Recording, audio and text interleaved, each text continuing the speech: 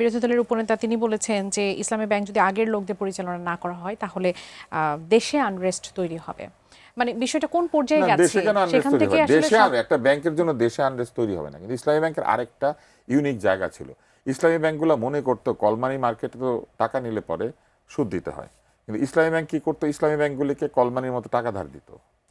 এখন ইসলামী ব্যাংকের যে টাকা নাই, অন্য ইসলামী ব্যাংকগুলো অটোমেটিক্যালি সিক হয়ে গেছে। আবার ইসলামী ব্যাংকে টাকা নাই বলে ওই সময়ও এই এসালামের যে অন্য ইসলামী ব্যাংকগুলি ছিল সেগুলো একই সাথে দুর্বল হয়ে পড়েছে।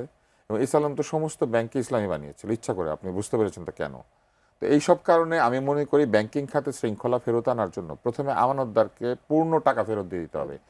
যে টাকা এখান থেকে চুরি হয়ে বাইরে চলে গিয়েছে, এই টাকা অর্থনীতিতেও নাই, এই টাকার কর পাচ্ছে না সরকার। এবং আজকে যদি আমার আপনার এবং পাপিয়া বা তিনজনের টাকা যদি আমরা ফেরত পাই কোনো কারণে, এই টাকাটা তো আমরা বিনিয়োগ করব, কিছু না হলেও এই দেশে খরচ করব, বাজার থেকে মনে করেন চাল ডাল কিনে খাবো, এই টাকাটা কিন্তু খরচ হবে এবং অর্থনীতিতে সার্কুলেশন হওয়া শুরু হবে।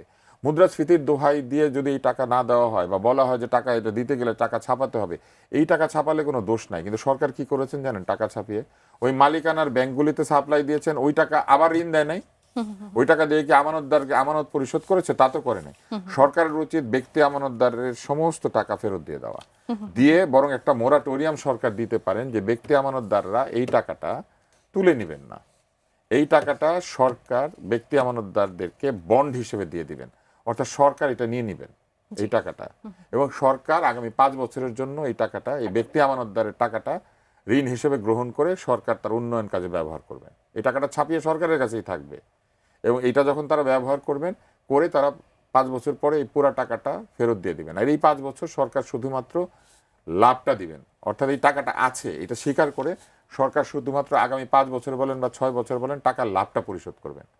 তাতে করে কিন্তু সরকারের লাভ হবে, এই মুহূর্তে সব টাকা ছাপাতে হচ্ছে না, আর এই টাকাটাকে সরকার তার নিজের প্রকল্পে নিজের জায়গাতে ব্যবহার করতে পারছে।